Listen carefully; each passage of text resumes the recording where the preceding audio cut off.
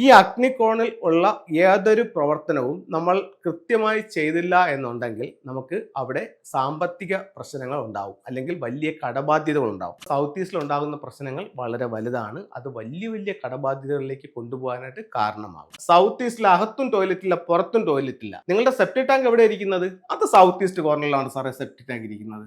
ഉറപ്പായിട്ടും കടബാധ്യതയാവും. മാത്രവുമല്ല, സ്ത്രീകൾക്ക് ആരോഗ്യ പ്രശ്നം ഉണ്ടാകും. ഒരു വീടിനെ സംബന്ധിച്ചിടത്തോളം ഫുങ്ഷോ പ്രകാരം പറയുകയാണെങ്കിൽ ഏറ്റവും പ്രധാനപ്പെട്ട ഒരു ദിക്കെന്ന് പറയുന്നത് സൗത്ത് ഈസ്റ്റ് ആണ്. അതായത് സമ്പത്തിന്റെ ദിക്ക്. നമ്മുടെ വീടിന്റെ ഓരോ ദിക്കുകളും നമ്മുടെ വീടിന്റെ ഓരോ സൗഭാഗ്യങ്ങളാണ്. അത് വ്യക്തിയെ, ആ വീട്ടിൽ താമസിക്കുന്ന വ്യക്തികളെ ഉറപ്പായിട്ടും അത് ബാധിക്കും. ഇത് ലോകത്തെവിടെ ആയാലും ഈ ദിക്കുകൾ അത് കറക്റ്റ് ആയിരിക്കും. ആ ദിക്ക് അതിന്റെ ഒരു എനർജി അവിടെ ഉണ്ടായിരിക്കും. അപ്പോൾ നമ്മൾ ഏറ്റവും പ്രധാനപ്പെട്ട ഒരു ദിക്കായ സമ്പത്തിന്റെ ഡയറക്ഷനായ സൗത്ത് ഈസ്റ്റ് കോർണറിനെ പറ്റിയാണ് ഇന്ന് സംസാരിക്കുന്നത്. തെക്ക് കിഴക്ക് മൂല നമുക്ക് അഗ്നികോണാണ്.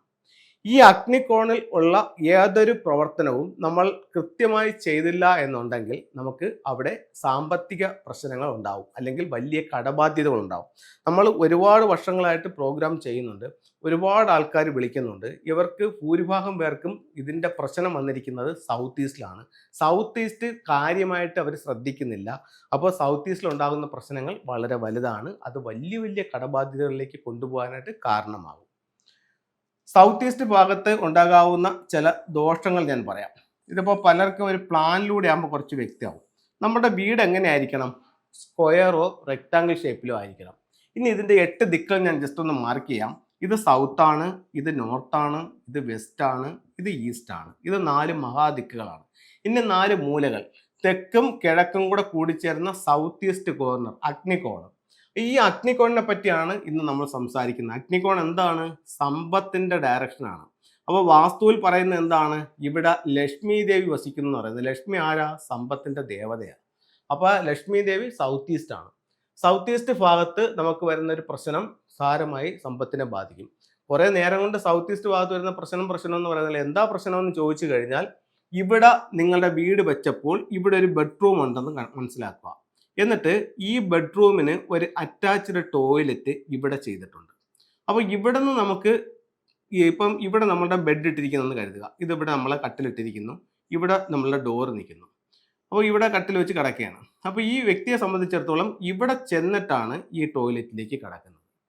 അപ്പം ഞാൻ പ്രോഗ്രാമിൽ പറയുന്നു, സൗത്ത് ഈസ്റ്റ് ഭാഗത്ത് ടോയ്ലറ്റ് പാടില്ല, അത് നിങ്ങൾക്ക് സാമ്പത്തിക പ്രശ്നം ഉണ്ടാക്കും. അപ്പോൾ ഈ വീട്ടിൽ താമസിക്കുന്ന വ്യക്തി പ്രോഗ്രാം കേട്ടു എന്ന് കരുതുക. അപ്പോൾ ഇദ്ദേഹം വന്നിട്ട് പറയും, എന്നെ വിളിച്ചിട്ട് പറയും, സാർ എൻ്റെ ടോയ്ലറ്റ് സൗത്ത് ഈസ്റ്റിലല്ല. സൗത്ത് ഈസ്റ്റ് എന്ന് പറയുന്ന അദ്ദേഹം പറയുന്നത് എവിടെയാണ്? ഈ ഭാഗമാണ് സൗത്ത് ഈസ്റ്റ്, അതായത് ഈ ഒരു മൂലയാണ് സൗത്ത് ഈസ്റ്റ് അദ്ദേഹം പറയുന്നത്. അപ്പോൾ ഇത് വിട്ടിട്ടാണ് ഈ ടോയ്ലറ്റ് നിൽക്കുന്നത്. ഈ പ്രശ്നം എന്നെ ബാധിക്കുമോ എന്ന് ചോദിച്ചു കഴിഞ്ഞാൽ ഉറപ്പായിട്ടും ബാധിക്കും. എന്തുകൊണ്ട് ബാധിക്കും എന്ന് ചോദിച്ചു കഴിഞ്ഞാൽ, വീടിനെ കറക്റ്റ് 9 നമ്മൾ ഡിവൈഡ് ചെയ്യും. വീടിനെ കറക്റ്റ് 9 ഡിവൈഡ് ചെയ്യുമ്പോൾ ഈ രീതിയിലാണ് വീടിനെ 9 ഡിവൈഡ് ചെയ്യുന്നത്. അപ്പോൾ ഇതിന്റെ സൗത്ത് ഈസ്റ്റ് എന്ന് പറയുന്ന ഈ ഒരു മൂല മാത്രമാണോ? അല്ല, ഇതിന്റെ 8 ഭാഗം സൗത്ത് ഈസ്റ്റ് ആണ്. അപ്പൊ അതിനകത്ത് ഈ ടോയ്ലറ്റ് ഉണ്ടോ? ഉണ്ട്. ഉറപ്പായിട്ടും അവിടെ സാമ്പത്തിക പ്രശ്നം ഉണ്ടാവും. ഇത് ഒരു കാര്യം. ഇനി രണ്ടാമത്തെ കാര്യത്തിലേക്ക് പോവുകയാണ്. ഇദ്ദേഹത്തിന്റെ വീട്ടിൽ ഇവിടെ ഒരു പ്രശ്നമില്ല, വീട്ടിൽ ഇവിടെ ഒരു ടോയ്ലറ്റ് ഇല്ല. പക്ഷെ വീടിന്റെ വെളിയിൽ ഔട്ട് സൈഡിൽ ഇവിടെ ഒരു ടോയ്ലറ്റ് ഉണ്ട്. അതെവിടെയാണ് വന്നിരിക്കുന്നത്? ഈ പറയപ്പെടുന്ന 45 ഡിഗ്രിക്കകത്ത് സൗത്ത് ഈസ്റ്റിലാണ് വന്നിരിക്കുന്നത്. ഉറപ്പായിട്ട് ഇതേ പ്രശ്നം അവരെ ബാധിക്കും. അപ്പോൾ ഇത് കണ്ടുകൊണ്ടിരിക്കുന്ന ഒരാൾ വിളിച്ചിട്ട് പറയുന്നത്, സാറേ എൻ്റെ സൗത്ത് ഈസ്റ്റിൽ അകത്തും ടോയ്ലറ്റ് ഇല്ല, പുറത്തും ടോയ്ലറ്റ് ഇല്ല. നിങ്ങളുടെ സെപ്റ്റിക് ടാങ്ക് എവിടെ ഇരിക്കുന്നത്? അത് സൗത്ത് ഈസ്റ്റ് കോർണറിലാണ് സാറേ സെപ്റ്റിക് ടാങ്ക് ഇരിക്കുന്നത്. ഉറപ്പായിട്ടും കടബാധ്യതയാവും. മാത്രവുമല്ല, സ്ത്രീകൾക്ക് ആരോഗ്യ പ്രശ്നം ഉണ്ടാക്കും. അപ്പോൾ അടുത്തൊരാൾ കണ്ടിട്ട് പറയുന്നു, സാർ എൻ്റെ സൗത്ത് ഈസ്റ്റിൽ ടോയ്ലറ്റ് ഇല്ല, സെപ്റ്റിക് ടാങ്ക് ഇല്ല, കിണർ സൗത്ത് ഈസ്റ്റിലാണ് ഇരിക്കുന്നത്. അതെന്നെ ബാധിക്കുമോ സാർ? ഉറപ്പായിട്ടും ബാധിക്കും. കിണറല്ല സാർ, ബോർവെല്ലാണ്, അത് ബാധിക്കുമോ? ഉറപ്പായിട്ടും ബാധിക്കും. അടുത്ത അവസാന ഘട്ടത്തിൽ ഒരാൾ വിളിച്ചിട്ട് പറയുന്നു, സാർ എൻ്റെ സൗത്ത് ഈസ്റ്റ് ഭാഗത്ത് എനിക്ക് വീട്ടിനകത്ത് ടോയ്ലറ്റ് ഇല്ല, വീട്ടിന് പുറത്ത് ടോയ്ലറ്റ് ഇല്ല, അവിടെ സെപ്റ്റിക് ടാങ്ക് ഇല്ല, കിണറില്ല, എനിക്ക് കടുത്ത സാമ്പത്തിക ബാധ്യതയുണ്ട്. അങ്ങനെയാണെന്നുണ്ടെങ്കിൽ ആ വീടിൻ്റെ സൗത്ത് ഈസ്റ്റ് ഇദ്ദേഹത്തിന് കാണത്തില്ല. അദ്ദേഹത്തിൻ്റെ വീട് എടുക്കുമ്പോൾ ഈ പറയപ്പെടുന്ന ഒരു മൂല്യം അദ്ദേഹത്തിന് ഇല്ല. അങ്ങനെയാണെങ്കിൽ എന്ത് സംഭവിക്കും? ഇവിടെ മിസ്സിങ് ആയില്ലേ? ഇവിടെ മിസ്സിങ് ആകുമ്പോഴത്തേക്ക് പറഞ്ഞാൽ സൗത്ത് ഈസ്റ്റ് ഇദ്ദേഹത്തിന് ഇല്ല. അപ്പോൾ വീടിന്റെ സൗത്ത് ഈസ്റ്റ് നഷ്ടപ്പെട്ടു പോയ വീടാണ്. അവിടെയും ഇതേ പ്രശ്നം തന്നെ ബാധിക്കും. അപ്പോൾ നമുക്ക് പല തരത്തിലുള്ള വാസ്തുദോഷങ്ങളാൽ നമ്മൾ അനുഭവിക്കേണ്ടി വരും. അപ്പം അത് എന്താണെന്നുള്ളത് നമ്മൾ മനസ്സിലാക്കിയിട്ട് അതിന് ക്യൂർ ചെയ്ത് പോവുകയാണെന്നുണ്ടെങ്കിൽ നമുക്ക് പ്രശ്നങ്ങളില്ലാതെ മുന്നോട്ട് പോകാനായിട്ട് സാധിക്കും.